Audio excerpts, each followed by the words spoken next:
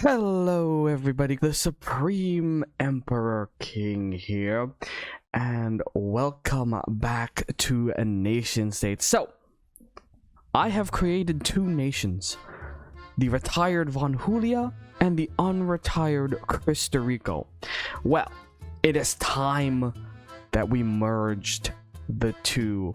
So, first thing we're gonna do is unretire Von Julia, and we're gonna make Costa Rica the capital, the new capital of Von Julia. So here we are, the serene Democratic Republic of Von Julia.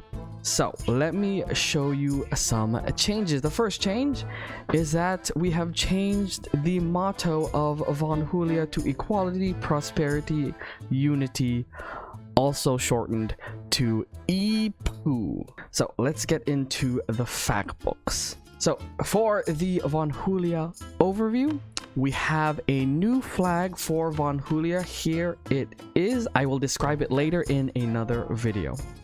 So moving on, motto, EPU, we've discussed that. The capital is the former Costa Rica. We have turned it into the new capital of Von Julia.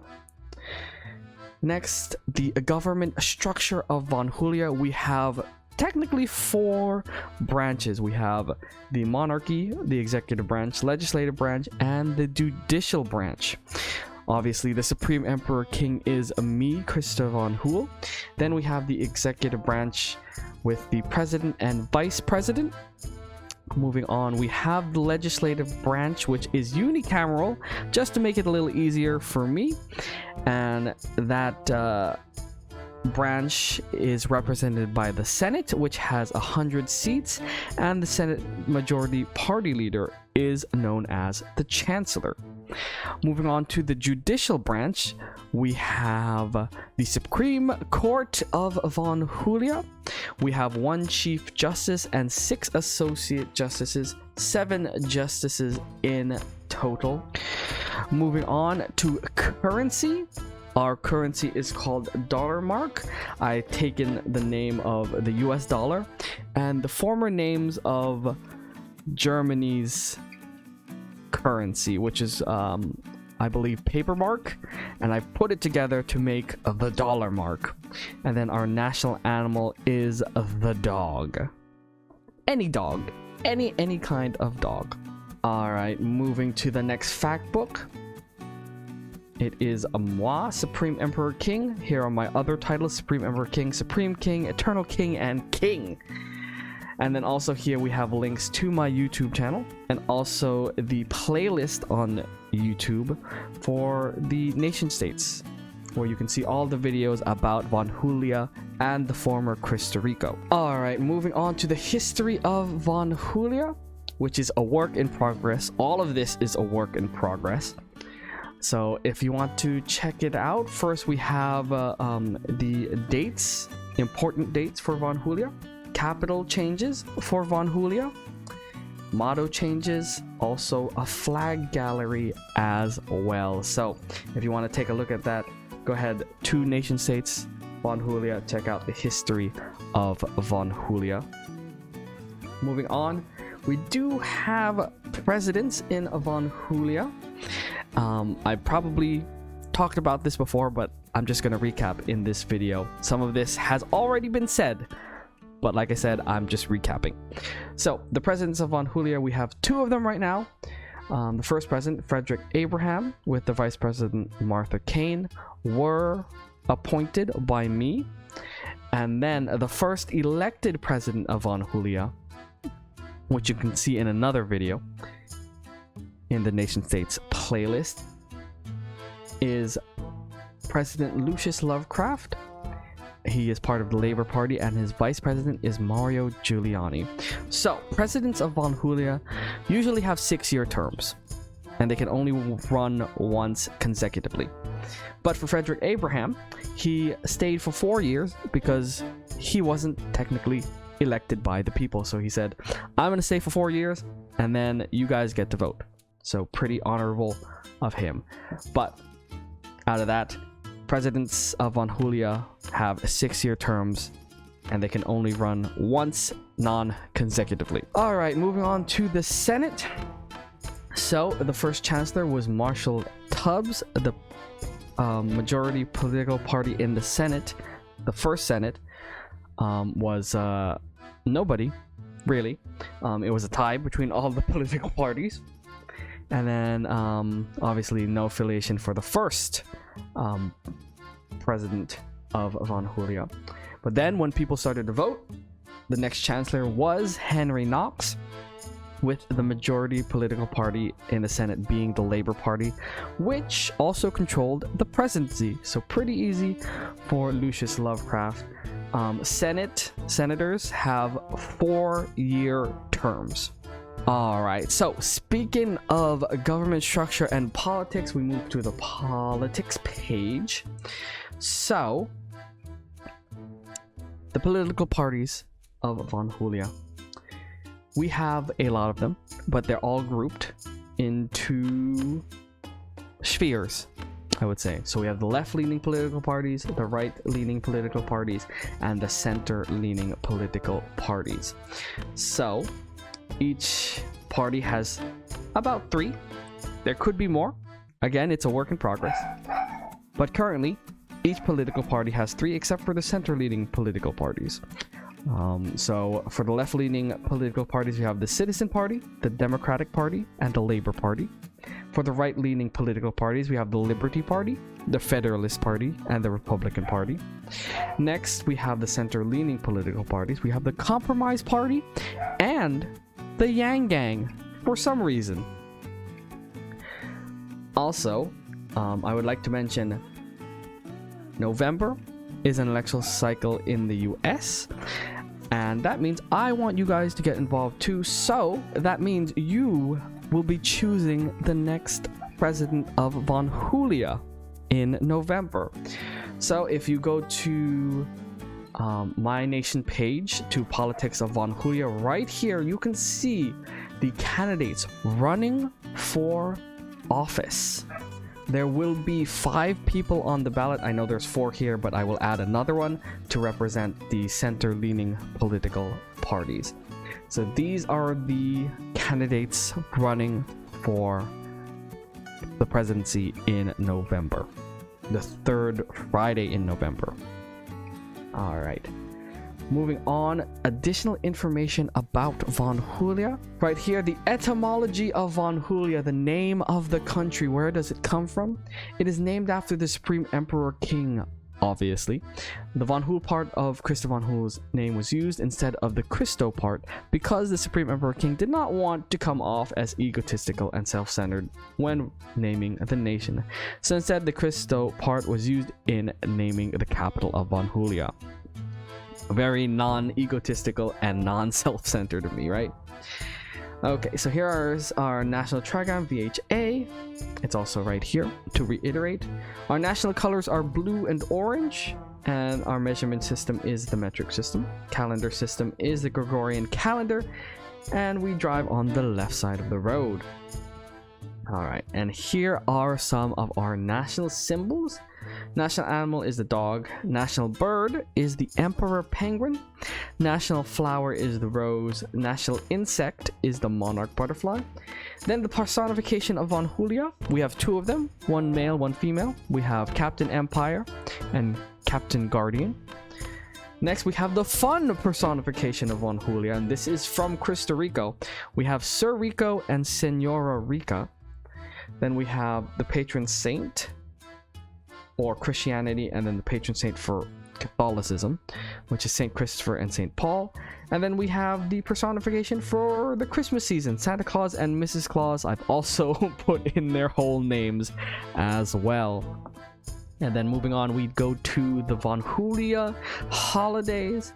So we have New Year's Day, day after New Year's, Diversity Appreciation Day, Von Julia Founding Day, also known as Founders Day, Family Appreciation Day, Labor Day, Christoph von Hul Day, Election Day, Christmas Eve, Christmas, and New Year's Eve. Again, these may change, and if they do, I will let you know. All right, moving to territories and places of Von Julia. Von Julia doesn't have states or cities, they have city-states. And here are some of the city-states. If you click into these will link to playlists from my YouTube channel. So we'll click 2 of them. Well, this one links to a factbook / dispatch about the city-state of America. So if you want to look at that, go ahead and click that. And as you can see here, Squareton Square, one of the city-states in Von Julia. This will expand and grow as I play more games. But down here, we have ones that aren't linkable. We have Cristo Rico, the capital. Crownland, that's where the monarchy resides. Then we have Crispin, district of CVH, and Von Hul village. Also, other places in Von Julia. Right here, if I play games that are other than city management, like Roller Coaster Tycoon, this one is Prison Architect, the Dapper Pal Penitentiary. If you click in it, it will send you to a playlist on my YouTube channel that you can watch if you want to. Alright. So with that, I would also like to mention that we are part of the South Pacific currently.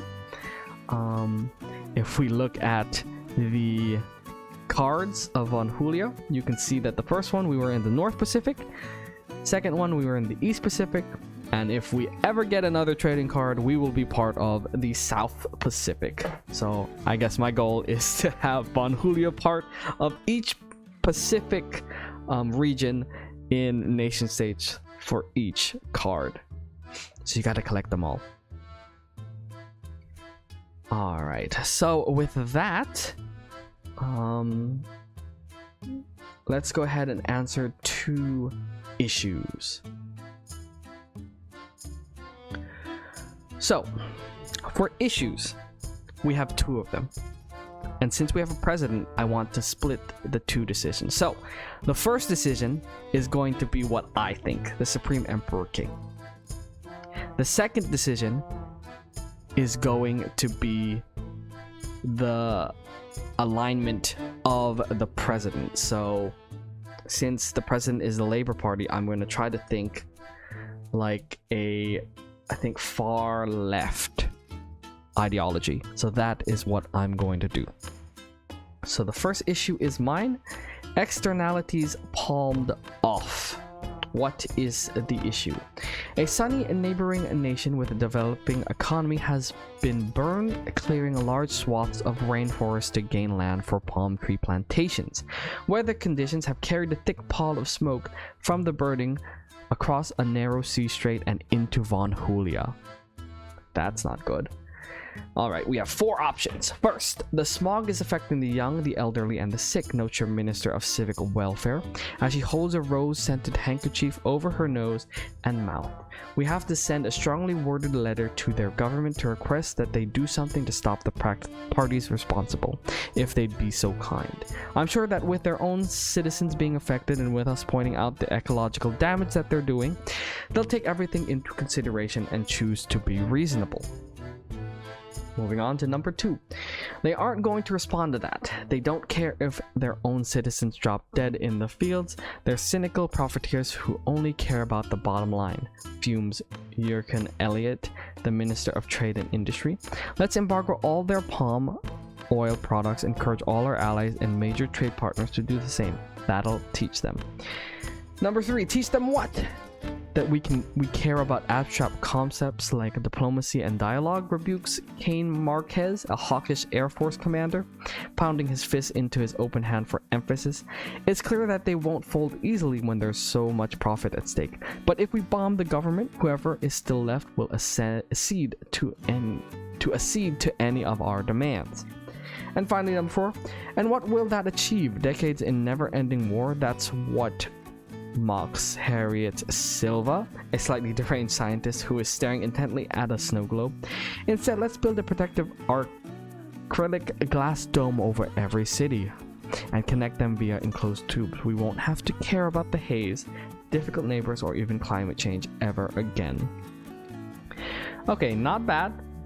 I would consider this, but I don't like living in a tube. So let's go ahead and